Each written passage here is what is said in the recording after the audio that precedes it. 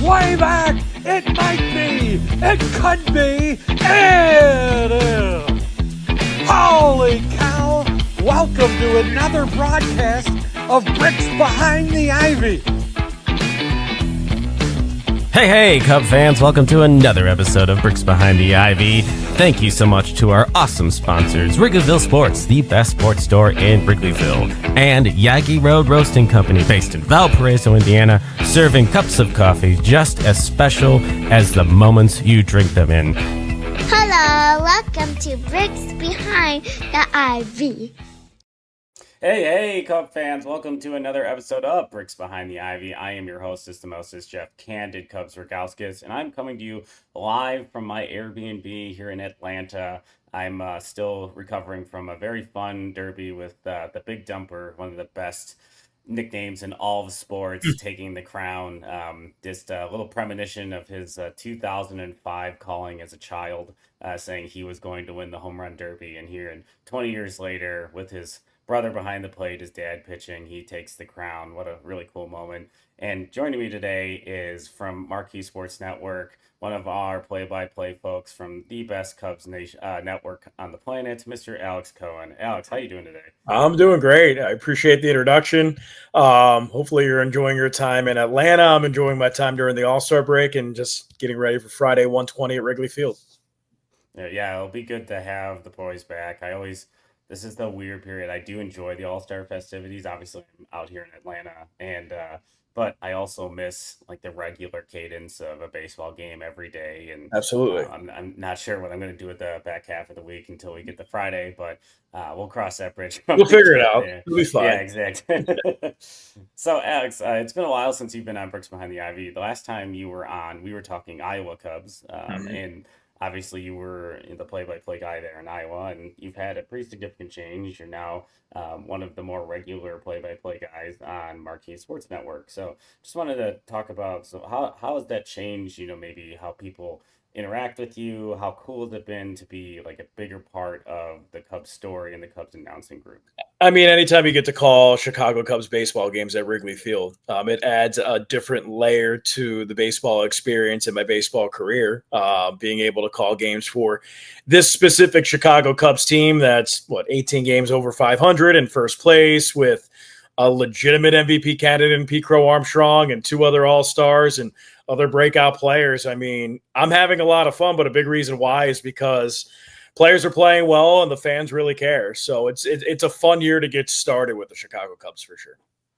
Yeah, it's definitely got to be really surreal to come into a winning group. Obviously, they've been over 500 the last 2 years prior to this season, but this season, they didn't have the fall apart in May. But there's been, some parallels. Like they had some major pitching injuries, just like Justin Steele getting hurt in 24, and no Cody Bellinger major injury that put them aside, or Seiya Suzuki combined with that early in the year, like in 23 and 24. Yeah. And yeah, this team has really stayed afloat with some really tough curveballs, which is the perfect metaphor for a baseball podcast. But Exactly.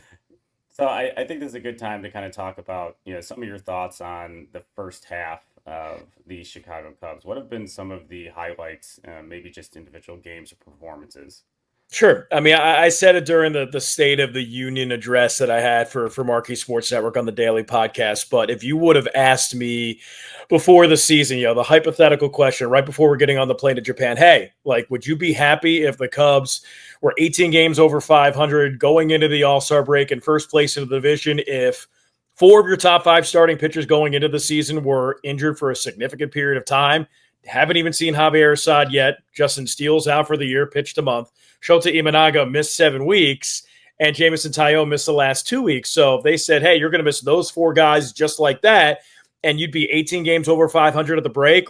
Sign me up. I'll sign the letter, throw it to you, take it. I think Pete Crow Armstrong has been the standout of the 2025 season. I'm not breaking any news here. I think that I knew and people knew that he could play center field, that he'd be able to swipe bags, that he could hit, but not quite hit like this, not have 20 plus home runs and 20 plus stolen bases and 20 plus doubles and be a legitimate MVP candidate. I mean, I thought that Pete would probably have a 5 WAR by the end of the year, and that makes him an all-star player. He's a 5 WAR player right now. So I think his growth and his trajectory is a huge reason why the Cubs are doing what they're doing. Seiya Suzuki, great year. Michael Busch, underrated year. Nico Horner, underrated year. And just the presence of Kyle Tucker.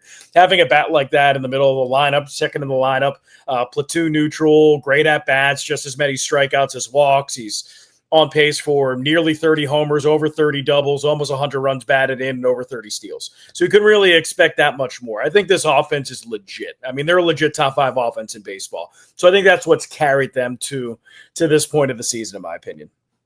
Yeah, I think if you would have asked me similar, I think I was a little bullish on last year's team, and this year I was a little more hesitant to be that way, just because they had made some changes, but you swapped Cody Bellinger for Kyle Tucker, and you kind of I was a little concerned about whether or not the offense would take another step. I felt like they needed Cody Bellinger and the has been Pete Crow Armstrong. Yeah. Which it's been interesting, like hearing Jed talk about it and some other folks talk about it.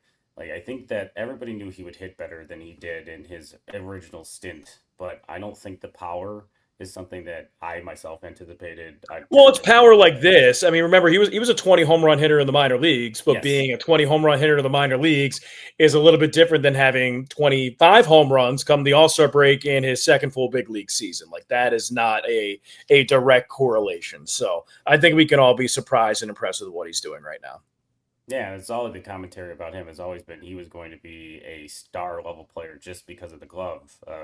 Just read recently he's got 16% of all the 5-star catches in baseball this year. For folks who are not aware, that's when a catch probability is 25% or below. The guy, and it looks so boring when he does it. There's some that I've looked at that were below 25% that he makes look so routine. It's that first jump, the instincts. It's incredible how well he's played center field. Mm-hmm. Absolutely. So I think a good transition point would be kind of talking about the second half of this season in 2025. Obviously, the Cubs are at like a 93% per Fangraphs playoff odds, which is fantastic. Like, things are going in the right direction. They have a minor league group that they can really pull from to add stuff to this team to make them a little bit more of a threat to make some noise in the tournament, the playoffs at the end of this season. If gun to your head, what is the most important thing you think they need to add at this deadline? Starting pitching health. Yeah. I mean, I wish I would have a more elaborate answer than that, and shock take, but no, it's starting. No, they haven't had Justin Steele, and Shota Imanaga was healthy half the year, and you need starting pitching reinforcements. And I think you'll see when JMO is coming back. I mean, hopefully he comes back before August 1st, maybe not. And if not, then I would imagine they'll go get some starting pitching reinforcements, 1 or 2. Yeah, I think I would like to see them try to target something towards the front end. I don't know what that's going to be, what that looks like. Yeah, I mean, there's not that many sellers with ace caliber pitchers, and I kind of understand that, but for me, like, they have 2 frontline starters. Like, if you're going into a playoff series right now and it's Shota Imanaga starting game 1 and it's Matthew Boyd starting game 2, I'm okay with that. Would I love for them to go get a power right-handed arm to throw in the middle of those 2? Yeah, but there's not that many available. So I don't think they need a top-end starting pitcher. Like, the one that sticks out to me would be Joe Ryan. I just don't think that the Twins are dealing Joe Ryan right now. They have a 30% chance of making the playoffs, and they're playing better baseball going into the All-Star break. So I don't know if they're dealing him. I don't know if Texas is dealing Jacob deGrom or Tyler Mahle or Nathan Eovaldi's health. And I said that Luis Severino would be a fit, and people really didn't like that. But I think that Sevy. You look at 6 out of his last 7 years coming into this season, he was really good. He's a guy who pitched well in the playoffs last year. He does not like pitching in Sacramento. Not many people do. He pitches a lot better on the road, but he struggled as of late. I mean, maybe he's a change of scenery candidate. I just like righties who throw 5 pitches and throw 95 to 97 and have a track record of doing it. So that's why I think he would be a fit. Yeah, and like mentally too for guys, like pitching in that little matchbox can't be easy. No, It I makes mean, it's a PCL stadium. I mean, yeah, there's a reason why, the team ERA is hovering around 6. So, yeah, it's really hurt that that Oakland A's team. I thought I had picked them on another podcast as a surprise contender for the top of that yeah, West, but the games in that ballpark have been obnoxious. They're just to say the something that least. Yeah, yeah, the Cubs had obviously an extremely huge offensive output in their series early in the season in yeah. Oakland, which was I mean, that super was fun early to in the watch. season when it was 65 degrees, Yeah, I was and gonna now say when it when the wasn't wind's blowing warm out, like it it's is 100 now. degrees, and the dimensions are small. Like it's a bandbox. It's like playing almost at Coors Field. Yeah, and it's interesting too because like the Tampa Bay Rays have like a very similar situation, Mhm. but the big difference is there's a volume of like ground ball heavy pitchers on that staff, which Yeah, keeps them in games, but their ERA is still very inflated, but yeah, because of the same situation. Yeah, I exactly. think for myself, like a lot of other folks, like I keep looking at the Diamondbacks as a really strong match for the Cubs. I would really like. I've seen some things around the numbers with Zach Gallen, but he has a pedigree. It's got this Cole Hamels, Justin Verlander feeling to it, where Yeah, yeah, he hasn't been what he is, but the resume, maybe getting into a playoff situation, maybe coming to Wrigley, maybe a yeah. little bit I of mean, and he's experience. pitched a lot better as of late. Yes, I wouldn't mind Gallen. I like Merrill Kelly. I mean, you know what you're going to get every single outing when Merrill Kelly takes the ball. He's going to be a competitor. He knows how to pitch, which I think is really important at Wrigley Field, not only in August, but hopefully October. So I think that both starting pitchers there would be logical fits for the Cubs. so you've seen more than probably most on the Marquee Network. A lot of the guys that are sitting in Iowa right now, they have Mhm. a very strong group, and obviously people are going to need to be dealt in order to add to this team. Is there, I kind of live in the philosophy, you may live there too, that there's not an untouchable prospect, but is Yeah. there a guy in the group at Iowa right now that you would be sad to see go, but understand it's for the need of the major league club? Like, well, who's the top of that list? Yeah, I mean, all of them. Okay. No, I mean, that's my bias talking. For me, finding a 21-year-old catcher who can hit like Moises Ballesteros would be really difficult to trade away. If you don't think that he has any future defensively, maybe. But yeah, I've seen Moises. I've seen his work ethic. He's got a plus arm. He's got good hands, and I know that he can hit at the big league level.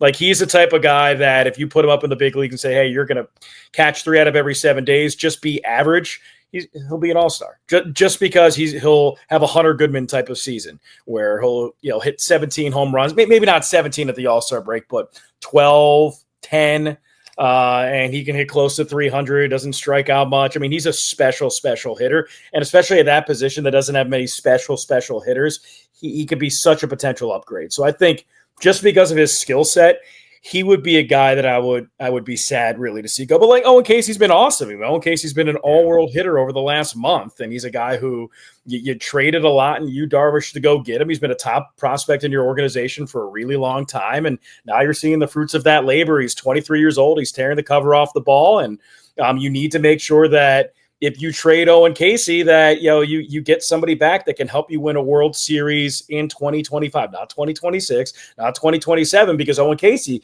can also help you win a World Series in 2026, and especially in 2027 when Ian Happ, his contract's done, when Seiya Suzuki, his contract's done, and you don't know what you're doing with Kyle Tucker yet. So if you're dealing Owen Casey, you better go get your guy. Do you have any concerns? Obviously, I feel like this is a weird question, and we can cut it out later if you want Sure. to. But obviously, Jed and Carter are both on walk years, and then we have Mhm. Kyle Tucker on a walk year as well. Does that change how you perceive they should attack this deadline, or the Theo Epstein every season is sacred is really the main target? No, I mean, I think all 3 of those players have invested themselves, or all 3 of those people with Jed, with Carter, with Kyle, in different ways have invested themselves in the 2025 Chicago Cubs. So any moves that they will make this year will be to benefit the 2025 Chicago Cubs and not the 2026 contracts of Jed Hoyer, Carter Hawkins, or Kyle Tucker. Yeah, it's interesting. I think a lot of people sometimes get a little confused with like you look at the Bears for the last few years and Yeah. the lame duck GM and but like drafting quarterbacks and things like that and systems it's a very different sport. But Yes. yeah, I don't see a reckless Jed Hoyer. I don't think that exists. I think he is a very calculated, very intelligent front office guy. I've really enjoyed the Jed Hoyer period. I know some folks have been frustrated with commentary of this is not a rebuild, but he inherited a situation which he needed to transition the 2016 Legends into a healthier winning organization, and that just wasn't going to be easy, regardless if it was Theo in his last year or Yeah. if it was Jed. And I respected Theo for stepping down and letting Jed drive that conversation and drive the decisions, because he was going to have to, take on the benefit of that, because it seemed like Theo had really not much interest in, continuing and wanted to move on to do something else. Yep. No, I think that Jed's done a tremendous job, and he's been aggressive. And if you look at those 2021 trades, I mean, it's not just the Pete Crow Armstrong for Javier Baez and Trevor Williams. It is, getting Daniel Palencia and Greg Dykman for Andrew Chafin. Now Daniel Palencia is your closer. It is, dealing Anthony Rizzo and getting Kevin Alcantara, who's now your second-rated outfield prospect in the organization, top 100 in all of baseball. So you hit some, you miss some. But those are three that, for lack of better words or terms, they hit. I've been calling Daniel Palencia El Fumo, the smoke. That's a good one. Because I like that. I really enjoy watching this guy. It's so interesting to me that early in his major league tenure, it was all about his inability to throw strikes consistently. Mm-hmm. And now he has this edge that is incredible of like, here it is, hit it. And it has been. Oh, no, it's the Rick Wild thing, Vaughn mentality. It's Yes, Major League One. It's like, here's good old number one. Like, you hit it, you can rename it. Oh man, I'm a sucker for Major League references. Exactly, right? That's a big thing. And this ball's a Jack Parkman hitting the Annihilator. But I want to talk about one last thing, and I'll let you go. I know you're a busy guy, and it's your break, and we still have a sprint of a season that I'm sure you have to enjoy. And but Matt Shaw has been, I think a lot of Cubs fans have put a lot of, I would say, unreasonable expectations on him. A lot of folks tend to do that with younger players. I think there's been moments in which we have seen, the bat look really, really good. And then obviously the league is adjusted. To me, the issue now is they seem to know that he sits like on that outside pitch, like sees the other way. And he's been really hit inside with velocity. And the other part is then the leg kick and how he's been adjusting that at a major league level. But the defense has been incredible for a guy that I think people had said they were concerned his ability to stick at shortstop because of the arm. He's clearly put in a ton of work and has become a very valuable defensive third base. He's a top 5 defensive third baseman in baseball right now, with outs above average and defensive runs saved. I mean, maybe 6, but definitely in the upper echelon of third baseman starting in baseball. So with Matt Shaw, and since you've seen probably a decent amount of him in Iowa, what do you think he needs to change in order to be successful at the major league level? And I mean, do you think I think getting the yeah, I'm sorry, I didn't interrupt you. No, yeah, I didn't interrupt you. No, I got excited. I think with the way that this Cubs team is built, obviously you would like more offensive production for Matt Shaw. He was drafted as an offensive infielder, whether it was short, second, or third. Like, the tools would be plus offensively, and he hasn't quite done that yet. The speed's been there. The bat speed has not been there. But I think you would like to see more offensive consistency. But the way that this Cubs team is built, you're getting above average production at every single other position offensively, but third base. Carson Kelly, above average catcher. Nico Horner, above average second baseman. Pete Crow Armstrong, an above average center fielder. Those are guys that you weren't expecting to have above average seasons offensively. So what you have, those 3 guys right there, you could make up for having a below average offensive third baseman. If he's a rookie and he profiles as your third baseman for the future, growing pains. If he can run, if he's an above average defender, if he's a good kid, if he's a good clubhouse guy. So I think that the way this team is built right now, especially going into the break, you can afford hitting Matt Shaw 9th. Hopefully he gets into a hot streak like he did when he came back from AAA. It was a 15-game stretch. He hit nearly 400 and let the rest of the guys do their work offensively. There's less of a margin for error when you have that, and obviously you want a little bit more, but this team isn't a top 13 team offensively. They're a top 3 team offensively. So I think that they can withstand a below average offensive third baseman. Yeah, would you prefer at this point them to keep running Matt Shaw at third base, or do you think they address it at the deadline if possible? I mean, if you can get a clear upgrade, if you can go get a Eugenio Suarez and not deal the farm, like, yeah, like that's something that I would be interested in. But I would imagine the price tag on Gino is pretty high. So unless they get the need that they want, like a power hitting right-handed third baseman who just absolutely mashes, I think you stick with Matt Shaw. Like, you go trade for Jose Ramirez if they're offering him. Yeah, I'll entertain the conversation. But there's maybe 5 or 6 guys that I would consider a clear upgrade and also profiled into the future for the Cubs who could be made available. Yeah. Agree. Yeah, I struggle with the idea of Matt Shaw because I don't know if sending him down again is. I'm sure he'll accept it. He seems to have the mental aptitude, I know Cub Nation, given how much they freak out about a team that's above 18 games above 500, is going to call him a bust or whatever it is. But I mean, I think we need to point to PCA's first stint in the major leagues and let people calm down. He's a young kid. He clearly has a ton of talent. He's got a really good bat to ball skills, and I think he just needs to make some adjustments on how he's been attacked. And I still think he could be.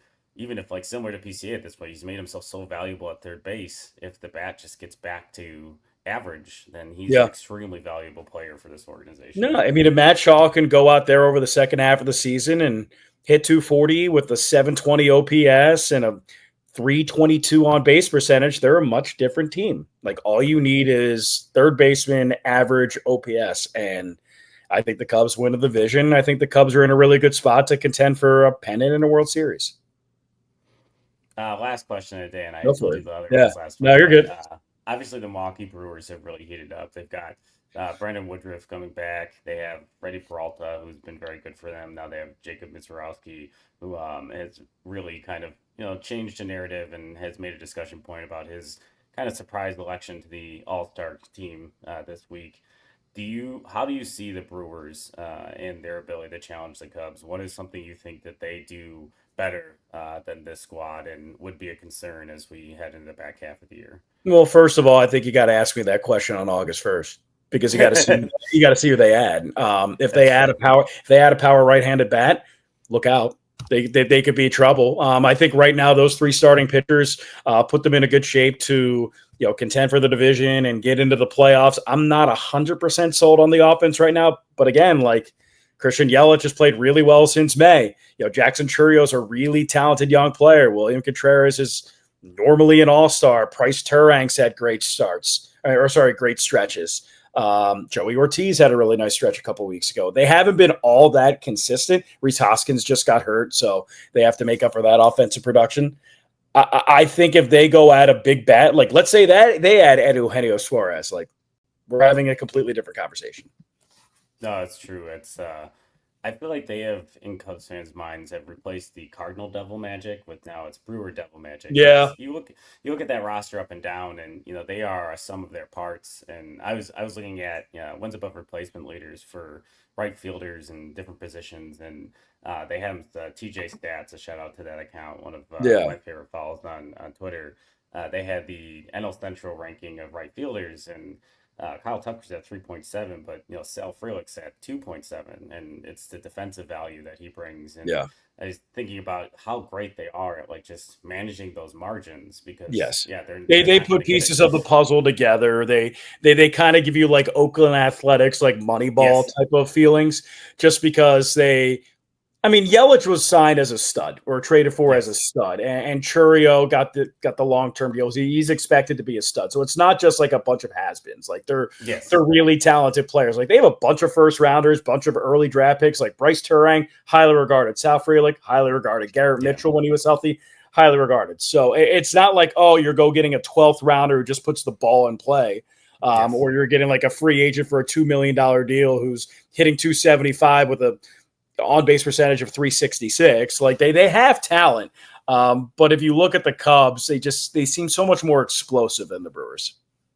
Agreed. Yeah, I think there's a lot more of the as I referred as the MLB The Show cover type player. Exactly. Those guys that can really carry, which, I'm really putting my fingers together and hoping that PCA makes that cover in 2026 and MLB The Show. I really feel like there's a good shot. Well, hopefully there's no MLB The Show jinx like there is a Madden jinx. So there hasn't been historically, but hopefully that's not a thing that we're going to start. But Alex, thank you so much for your time. I really appreciate you joining me while I'm out here having some fun in Atlanta. Just real quickly, plug your social channels, then let the folks know like when they can catch you on Marquee again soon, and the Cubs podcast that Marquee has as well. Yeah. So first of all, with Marquee, download the Marquee Sports Network app where you can get app exclusive content. I'll be on some Road to Wrigley's at the end of July and early August. I do some Cubs Daily podcast episodes. I did the last 5. I'll do a couple later in the month, and then going into August, I'm broadcasting Cubs Red Sox on Friday, 1:20. So first game back, I'll be able to do that. It'll be a lot of fun. And you can follow me at Voice of Cohen 2 on X. I have not done Blue Sky yet. I thought I was going to do it during the All-Star break, and I got busy doing nothing. So maybe next All-Star break, we'll see. Yeah, it always, especially when a long season these days, really catch up on you very quickly. They do. They go by quick.